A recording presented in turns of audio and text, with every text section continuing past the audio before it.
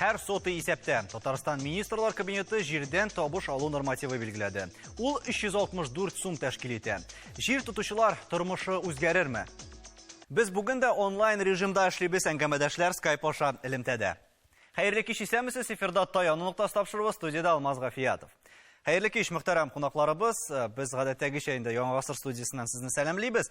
Һәм менә бу министрлар кабинетының карары турында башта белешеп китәсе иде. Илгизәр әфәнде, менә сез әлеге яңалыкны ничек кабул итегез? Ел саен җирдән табыш алу мәсьәләсе күтәрелә һәм суммасы да арта бара. Хәерле кич, хөрмәтле телевизор караучылар. Татарстан Республикасының Министрлар Комитетінің 430-ші номерлы қарары бойынша 2020 жылға шәхси йорт яны хуҗалыгыннан алган продукцияны һәм саткан продукцияның бер сотыйга керткән чиста табыш күләме 364 сум күләмендә билгеләнде. Беренче чиратта әйтеп үтәргә кирәк, бу норматив 364 сум авыл җирлегендә һәм авыл территориясендә яшәгән кешеләргә аз керемлек буенча субсидияләр билгеләгәндә исәпкә алына. Белгәнебезчә, аз керемлек буенча субсидияләр дәүләт тарафыннан ярдәм, әгәр дә бер гаилә әгъзасына керемнең гомуми күләме яшәү минимумыннан түбән булган очракта билгеләнергә мөмкин. 2020 елның беренче кварталына безнең республикада уртача алганда яшәү минимумы ул 9252 сум күләмендә билгеләнде. Һәм дә инде шушы бер гаилә әгъзасына алына торган, керә торган керемне исәпкә алганда барлык кертемнәр, хезмәт хакы, пенсияләр, социаль менә билгеләнә торган ярдәмнәр һәм шулай ук инде шәхси яны хуҗалыгыннан җитештерелгән продукцияны һәм аннан сатудан килгән продукцияның керемнәре дә исәпкә алына. Димәк, гади тел белән әйткәндә, менә бу 364 сум ул кайларда чагылачак һәм кемнәр сизәчәк моны беренче чиратта? Әлбәттә инде беренче чиратта бу сизеләчәк менә шул аз керемле гаиләләрдә, чөнки алар әгәр дә аларның бер кеше исәпкә алынган кертемнәре шул 9252 сумнан артып китсә, бу очракта алар теге дәүләт ярдәменнән мәхрүм калырга мөмкиннәр. Районнарда хәлләр ничек икән? Рәмис әфәнде, монда аңлавымча пой җирләре дә исәпкә алынамы? Чөнки күпләрне менә шул сорауда кызыксындыра. Бу хәерле кич, тагын бер кат. Бу проблема комплекслы. Әлбәттә, жер проблемасы беренче орында торса, шул ук социаль яклау бүлеге буенча бирелә торган субсидиялар, өстәмә түләүләр, пособияларны, йорт конкретно алганда шушылай аның мәйданы исәпкә алына һәм башка составляющийлар. Шулай булгачтан жер инде ул авыл җирендә ике өлештән тора. Беренче чиратта йорт урнашкан җир. Гадәттә бит инде ул гади авылларда элек-электән килгән 25 сотый күләме белән шикләнә. Шикләнә дигән инде шундый шиккә җитә. Икенчедән инде пай җирләре ул якынча алганда күп кенә хуҗалыкларда 5 гектар тәшкил итә. Шуның күрә монда хәзер кайсы яктан алсак та, әгәр дә мисал өчен бу семья членнары аларның үз керемнәре әз икән, монда инде икенче фактор эшкә керә. Җире күпме? Мисал өчен әгәр дә инде ул 25 соты икән, мин әйтмәс идем, ул менә бүгенге көн 362-364 сум гына ниндидер чикне узып китте дип. Шушы чорга хәтле бәяләме 326 сум иде. Димәк инде бу шул вакытта ук шактый югары дәрәҗәдә булган. Тагын да Иракка китсәк, 2005 елларда без аны хәтерлибез 20 сум 35 тиен белән бәяләнә иде. Димәк инде шушы еллар эчендә 10-15 ел эчендә бу 15 тапкырга арткан. Менә сизелерлек артты. Һәм менә бу елны гына да 40 сумга арткан. Безнең коллегабыз Илфат Файзрахманов фикере дә бар. Бергәләп тыңлап үтик, аннары дәвам иттерербез. Мин Авыл сулышын тыйып кына түгел, аны сулап яшим. Инде ничә еллардан бирле 40 сотыга якын бакча бар, умырталар тотам. Ләкин бүгенге авыл минем балачактагы авыл түгел инде. Моның менә шушы хәлгә килеп җитте. Авыл йокымсыраган. Чөнки аңлатып торасы юк, кибетләрдән без бүген Кытай сарымсакларын сатып алып ашыйбыз. Аны үзебез үстерә алмыйбызмы? Менә шушы хәлгә җиткерделәр. Реформалар, авыл халкына игътибар булмау, үзенең продукциясын сата алмау, аның асрау, сату отышлы булмау шушы хәлгә җиткерде. Авыл халкына ярдәм кирәк, авыл халкына игътибар кирәк. Заманында бит Сталин чорында да крепостное правода авыл җилкәсендә яшәгән чыккан дәүләт. Аннан соң да әле ул крепостное право дигән исеме алай туры килмәсә дә паспорт ала алмау проблемасы минем яшь вакытта, мин укып чыккан вакытларда гына бетте. Колхоз председателеннән паспорт ала алмыйсың укырга китәргә. Менә шуңа күрә авылга игътибар бик кирәк. Илгизар әфәнде, менә бундай фикер белән килешеп буламы? Бер яктан аңлашыла, дәүләт төрледән-төрле ярдәм итү чараларын эзли. Икенче яктан менә Илфат әфәнде әйткән сүзләрдә монда ниндидер барыбер кыенлыклар туа һәм каршылыклар туа дигәнрәк тә фикер ята. Сезнең моңа карата ниндирәк уйларыгыз? Әйтергә кирәк, менә безнең республикада статистика мәгълүматларына караганда, шәхси йорт яны хуҗалыкларын алып баручы 458 меңнән артык гаилә санала. Алар 2018 ел нәтиҗәләре буенча авыл хуҗалыгы продукциясенең 43,6%-ын гомуми җыелышның шуның кадәрен җитештергәннәр. Бу инде әгәр акчалата исәпләсәк 98 миллиард 653 сум белән бәяләнә. Һәм шул ук вакытта шушы шәхси йорт яны хуҗалыклар алып баручыларда 114,300 гектар җир исәпләнелгән. Бу инде уртача бер гаиләгә алсаң 25 сотый туры килә. Менә шушы алар җитештергән продукциясенең бәясен гаиләләр санына бүлсәң, бер гаиләгә исәпләнгәндә уртача 215,493 сум продукция җитештергән булып чыга. Инде бер сотыйга исәпләсәң, бу 8619 сумнан артып китә. Бу мөмкин хәл микән? Рәмис әфәнде, ничек уйлыйсыз? Менә бер соты җирдән әлеге ситуациядә шул ук 364 сум табыш алу мөмкинме ул? Кискен рәвештә әйтә алам, юк. Чөнки Илфатның беренче сүзләренә мин тулысынча кушылам. Табыш алып булмый авыл җирендә бүгенге көндә. Ул бит инде табыш алу, товар продукциясе җитештерү һәм аны сату, товар акча товарга әйләндерү дигән сүз бит инде. Бүгенге көндә чынлап та шартлар юк. Күпчелек ян буе бакчаларда бит инде гомер-гомергә бәрәңге утыртылды. Элеккеге совет заманында һич югы шул бәрәңгене сатып була иде. Хәзер бәрәңгенең беркемгә кирәге юк. Менә мисал өчен минем инде үземнең бакчада бәрәңгене гомумән утыртмый башладым. Авыл җирендә хәзер бәрәңге утыртудан баш тарта халык күпчелеге, үлән чәчә һич югы дип, әнинең бакчасыннан алынган бәрәңге инде хәзер үри башлады, бер кайда куеп булмый. Кискенендә шундый хәл иде. Башка ул менә каядыр бар, бу районының мисал өчен Кишер Аксу дигән бөтен дөньяга билгеле авыл. Алар анда кишер үстереп саталар. Менә бу бик сирәк күренеш. Башкаларның андый табыш алу мөмкинлекләре юк.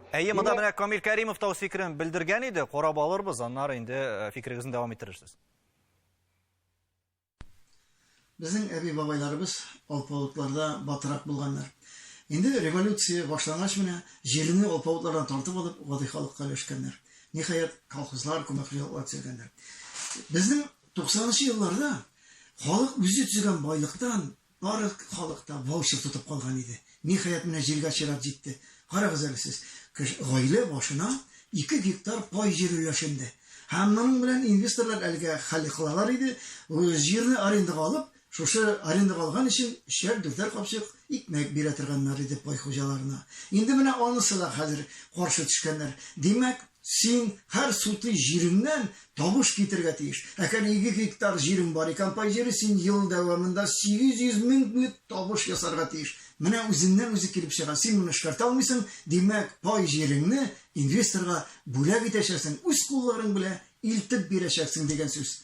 Җирне алпавыттан алдык, алпавытка бирдек. Демәк, фикерне дәвам иттерсәк, Рамис әфәнде, хаклык бармы бу сүзләрдә?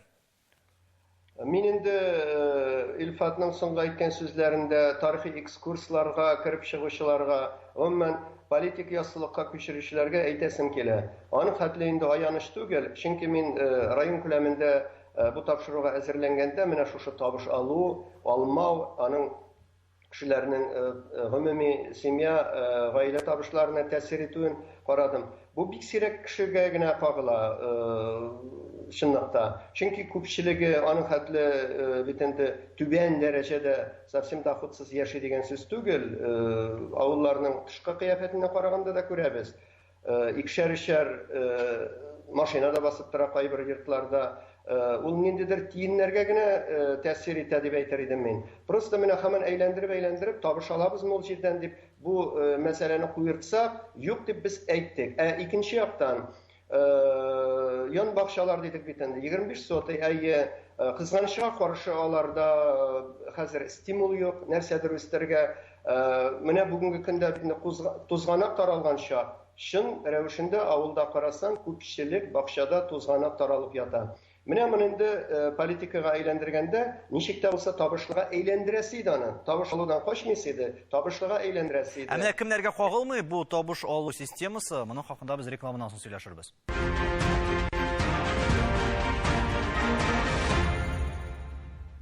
Татарстан Яңа Гасыр телеканалында Тояны нуктасы тапшыру без дәвам иттерәбез. Реклама киткәнче инде әлеге табыш алу турында сөйләшә башлаган идек. Илгизәр әфәнде, әгәр дә без җирнең иң зур байлыгы икән исәпкә алганда, әгәр дә менә кешеләр әлеге җирләрне тота алмый икән, һәм алар аннан билгеле күләмдә табыш ала алмый икән, бу очракта ни эшләргә? Әгәр дә инде әйтергә кирәк, шәхси йорт яны хуҗалыгы алып бару ул федераль закон нигезендә башкарыла. Әгәр дә аның шушы максатлар өчен сезгә җир бүлеп бирелгән икән, ул 10 сотыйдан артып китә икән, димәк сез шәхси йорт яны хуҗалыгы алып барасыз дигән сүз. Шәхси йорт яны хуҗалыгын алып бару өчен, аның өчен менә бу җирне теркәргә дә кирәк. Гражданин яки шул гражданин белән яшәүче башка гаилә әгъзалары бар шундый авыл советлары дип әйтәбез инде бит, җирле үзидарә органнарында по хозяйственной книге дигән әйбер. Менә шул китапта теркәлгән булырга тиешләр. Кызганычка каршы, менә бу шәхси йорт яны хуҗалыгы да үстерелгән продукция һәм аны сатудан кергән чиста керем нормативы, менә бу карар бөтен шушы шәхси йорт яны хуҗалыгы җирләре булган гаиләләрендә бер тигезли. Ул карамый, анда алар продукция җитештерәме, үстерәме яки мал куар асрыймы, юкмы икәнен исәпкә алмый. Әгәр дә инде менә сез шушы таләпләргә туры киләсез икән, сезнең димәк бер сутыйдан 364 сум чиста керем нормативы булырга тиеш дигәнне аңлата бу карар. Шул вакытта әйтеп үтәргә кирәк, чиста керем һәм керем икесе ике төрле мәгънәгә ия. Без керем турында әйтәбез. Менә җитештерелгән продукцияны базар бәяләре белән санасак һәм яки аны сату мөмкинлеге туса, нинди суммага, нинди бәягә сатырга мөмкин булган. Менә бу барлык керемне алына. Урысча әйткәндә инде денежный выручка дибез бит. Чиста керем ул менә шул акча кеременнән бөтен чыгымнарны чигергәннән соң, каламы ул чиста керем, калмыймы? Ул плюс белән буламы, минус белән буламы? Менә шул чиста керемне аңлатыла.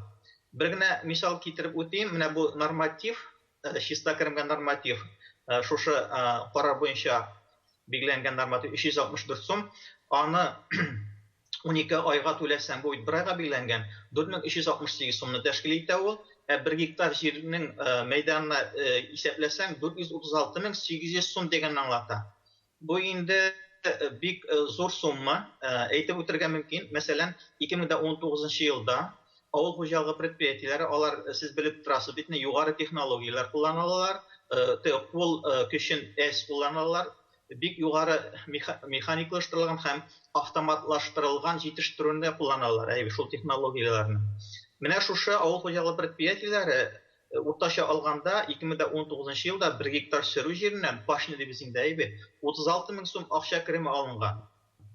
Шәхси хуҗалыклар турында бу очракта инде әйтеп тә торырга кирәк түгелдер, чөнки аларның күрсәткечләре бермә-бер ким булачак. Рамис әфәнде, әгәр дә менә аерым сезнең районны алсакмы инде, монда республика күләмендә алсакмы, авыл җирлегендә бер сутыйдан ничә сум табыш алып була икән? Гомумән күп алып буламы? Сез әйттегез, күбрәк бәрәңге утырталар дип. Әгәр дә инде менә уртача күрсәткечләрне алсак, гомумән ничә сум чыга икән? Мин инде ekonomik müşkərliklərə bir qatı kirib ketəsim kilmi. Misal üçün indi kimdir bərəngə oturta, kimdir şol jirini bölüb alıb lütserni şəşə, şigındır, azıq şigındırı şəşə, həm başqa kukuruz şəşçələrə də mümkünlər.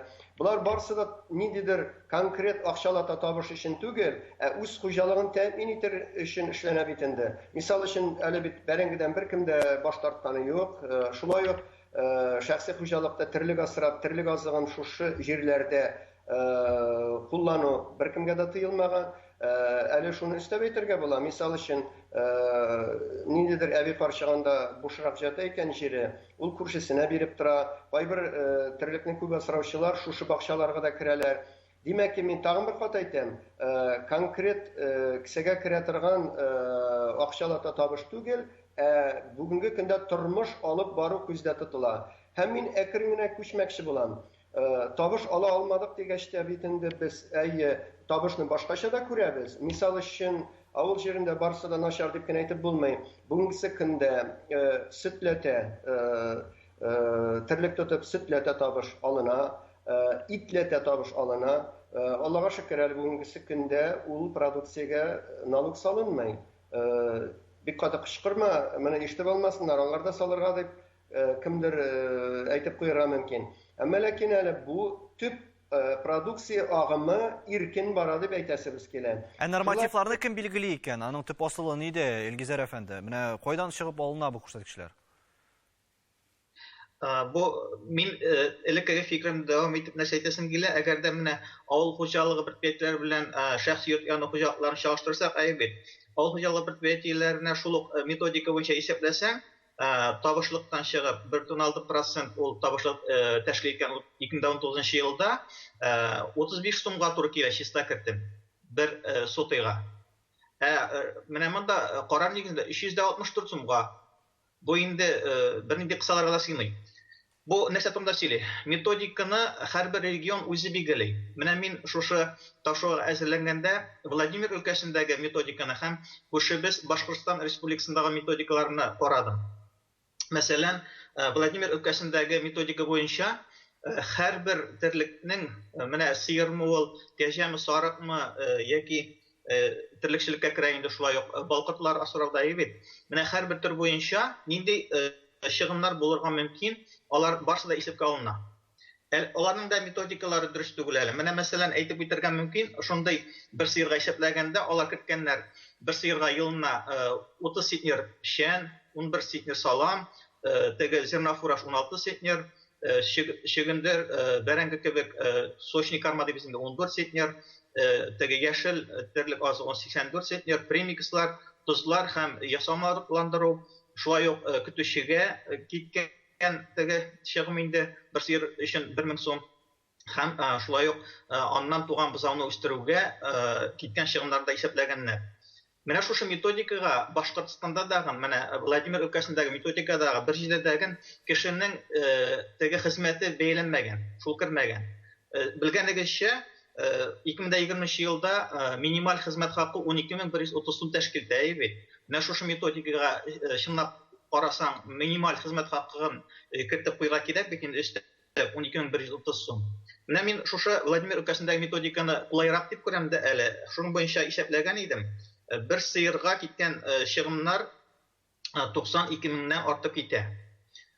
Barlığı eğer de indi şol sıyırdan 4500 yoki 4600 kilogram süt soğup alıp şunu sattım yoki kullandım degan şartda dag'in eğer de o'rtacha sütning bayasini 20 so'm deb olsak, ham shu buzovning 6 oylik tege buzovning bayasini 15 ming so'm deb olsak, barliq tabışlar була 114,500 сум. Әле бу терлекчелекне исәпкә алганда, әгәр дә без җирне алсак, җирнең бәясе Методика терлекчелекне дә исәпкә ала шул.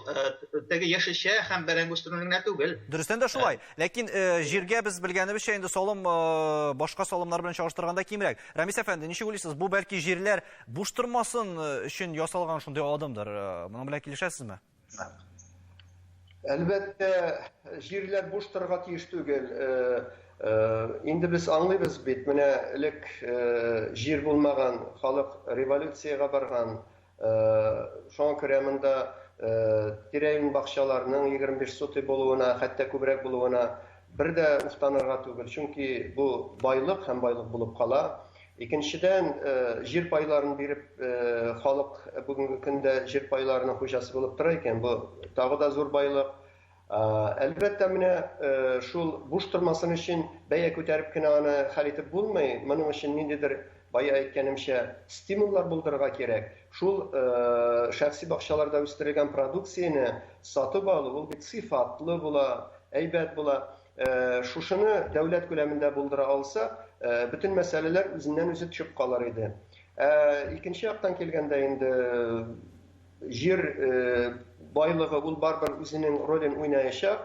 Менә безнең район аша М12 дигән яңа Мәскәү трассасы кергә тора. Мисал өчен, ул бик зур трасса бит инде, автомобиль трассасы. Шушы юлны салганда кемгә мөрәҗәгать итәчәкбез? Әлбәттә, шушы җир хуҗаларына мөрәҗәгать итәчәкбез. Алар бит аның чын хуҗалары. Теге батрак дип, ни дип, мин алай әйләндереп каласым килми.